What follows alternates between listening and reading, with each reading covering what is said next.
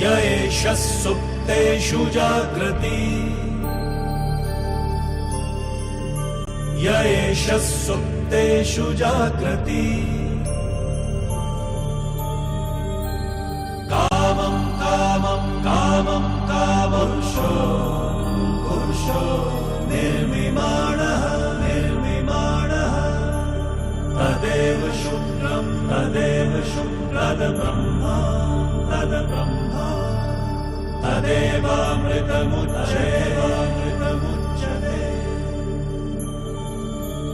तस्मिन् लोकः शतः सर्वे तदूनात्यपि कश्चन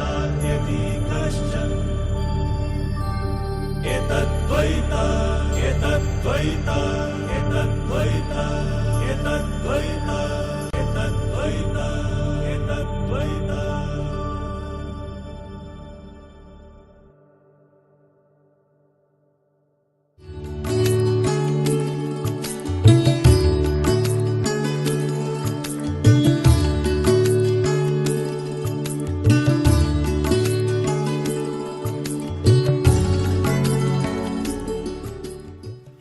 Friends, today we have organized one full-day seminar, this Eastern India Regional Council, and the first technical session is our taxation of real estate transaction, which will be deliberated by our guest speaker from Delhi, Dr. Girish Ahuja.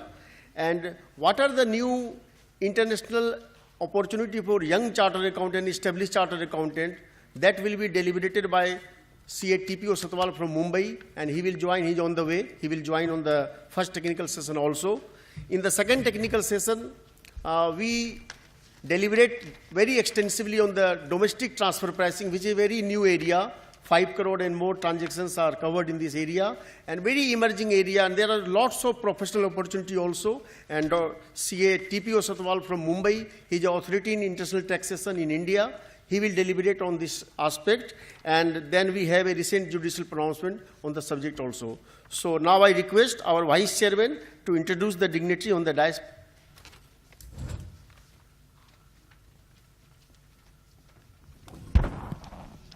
Thank you, Chairman, for giving this opportunity. And ladies and dignitaries on the dais, ladies and gentlemen, a very good morning to all of you. Let me introduce our chief guest this morning, Sri Debashish Dasgupta, an Indian Revenue Service. He is the Chief Commissioner of Income Tax, Credit Controlling Authority of West Bengal region. Mr. Debashish Dasgupta, prior to joining the department, had a stint as a professor of political science in Government College. He's also had an extensive experience of working as an officer with Life Insurance Corporation of India. In a career spanning more than 3 decades, Sri Debashish Dasgupta has worked in various capacities and holds an in-depth experience in the field of tax administration.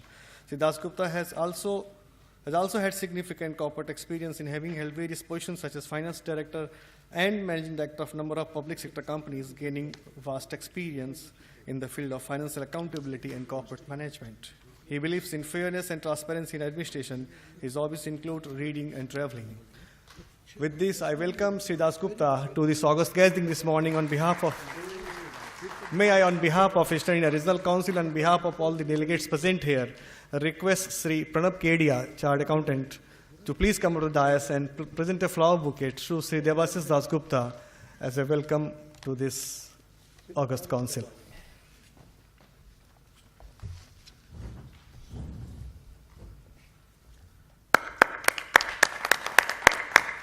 Sir, thank you so much for being with us this morning and sparing your valuable time.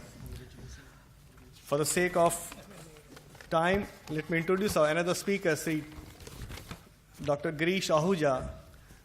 As such, he doesn't need an introduction in Calcutta, but for the sake of younger members who may have come or may not have interacted with him, Sri Girish Ahuja is a well-known personality in income tax. He did his graduation and post-graduation from Shri Ram College of Commerce, Delhi, and had been a rank holder and always rank holder in our institute. He was awarded PhD degree by Faculty of Management Studies, FMS Delhi University, and is a visiting faculty of all the 3 professional institutes, ICI, ICSI, and ICWA. And not only this, he also visits many management institutes for delivering lecture on income tax. He had been on the council for the Council of Institute of Company Secretaries of India as a nominated member for 6 years. He is presently a member of Directors Committee and special invitee to the International Tax Committee of ICI, and is a member of Editorial Advisory Committee of the ICSI. He has a vast experience in the field of finance and taxation, as you know. He has addressed more than 2,000 seminars and is a par excellence orator.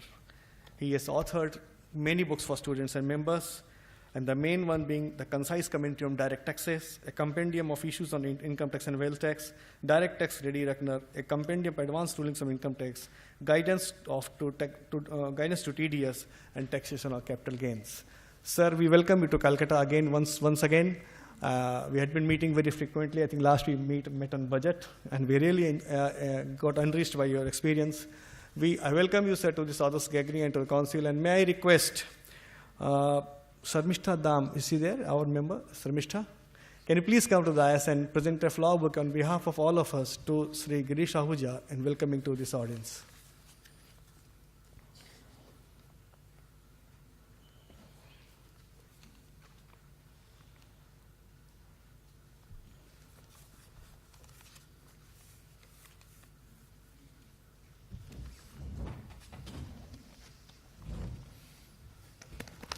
Thank you, Sarmishta, and sir, welcome you once again. Over to Chairman. Now I request our chief guest, Dr. Sri D. Das Gupta, to please inaugurate the session.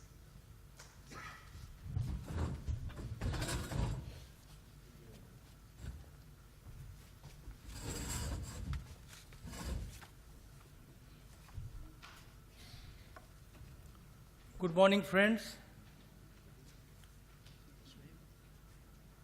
Mr. Agrawal, Mr. Ahuja, Mr. Saraf, and the members of this Institute of Chartered Accountants who are present today, this morning.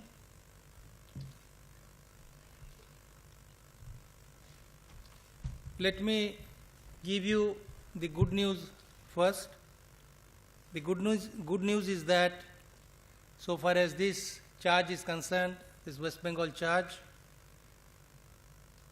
the target that was expected or that was given to us was 24,460 crores, against which we have achieved 24,392.60 crores.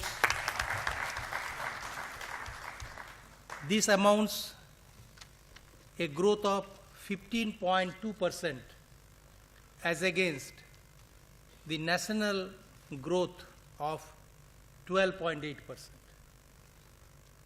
Not only that, this 15.2%, this growth rate for West Bengal charge is more than the growth rate of Mumbai, which is 10.9%, Delhi, which was 14.6%, Bangalore, which was 8.4%,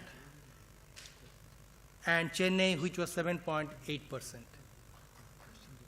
So we have grown better than the cities, names of which I mentioned. When I saw the advance tax collection figure of the corporate advance tax collection for the West Bengal, and compared with other cities or charges, I found that our rate of growth of advance tax, corporate advance tax, is more than Bangalore, Pune, Chennai, and even Mumbai. So it is a myth that we are not growing. It means that our companies are doing better. They are earning more, because advance tax payment is a barometer of the health of the companies as well as the health of the individuals. Now, friends, we are the bread earner of the nation. When I say we, I mean we the tax collectors, and I include in this we the tax practitioners, the tax advisors, and also the taxpayers. Now we have made phenomenal progress in the last decade. In the last decade, our contribution to the world GDP is more than 50%, whereas it is 1% for Brazil and 0.5% for South Africa and 9% for Russia. Our growth story is phenomenal, whereas in 1950, when we got independence, Britain was the major state for investment and debt for India. But now in 2012, we pledged 10 billion debt relief to Great Britain. So even if we grow by 5 to 6%, it is more than 1.2% of growth of United States of America, and negative growth for most of the European countries. But this growth story has been possible not only because of the efforts of the taxpayers, but also not only because of the efforts of the tax collectors, but the chartered accountants, lawyers, the tax practitioners, the tax advisors who are involved in direct tax collections had a major role to play.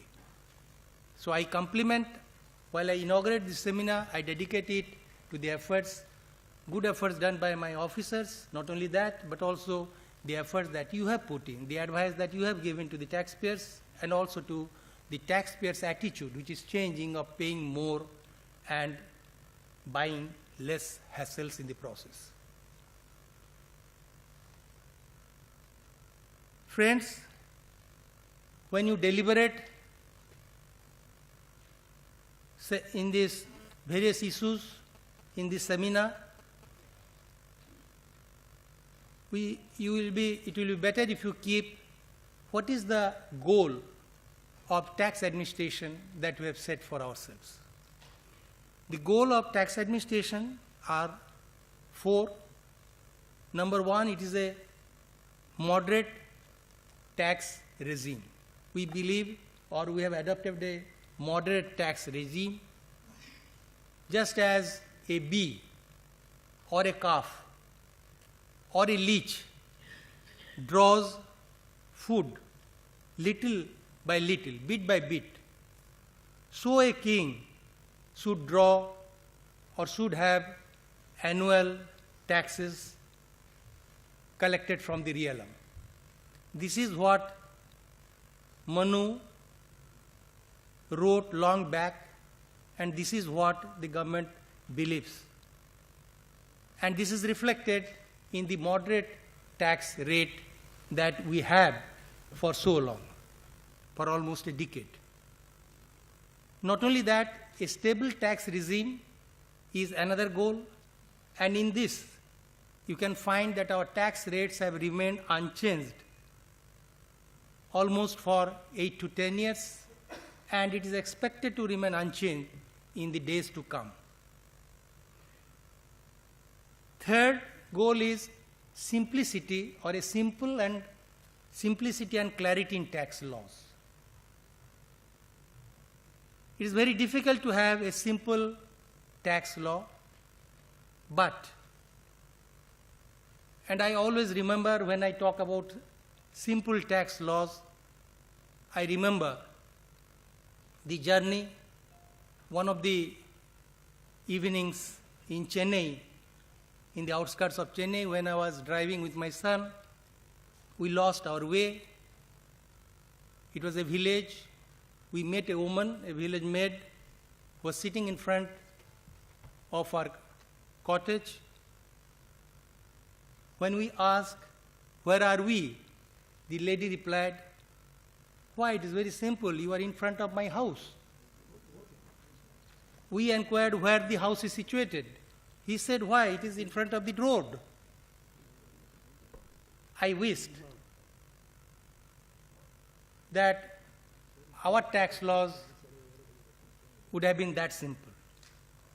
But it is not possible to have a simple tax law. Here you have to deliberate on your role and what has been your contribution to, if you allow me to use little harsh words, your contribution in the growth of complexity of tax laws in India. Days were there when tax laws in India were also very simple. Then there was diversion of income to wife and spouses and children. Section 64 came into existence, clubbing provisions. Then there was discretionary trust, AOPs, Hindu undivided family, and host of other methods to divert taxes. Tax laws become more complex. And then finally we have the idea of tax havens. Please remember one thing, that a greedy taxpayer will always try to evade tax. But aggressive taxpayers' attitude has to be met with aggressive tax planning. But who suffers in the process? The person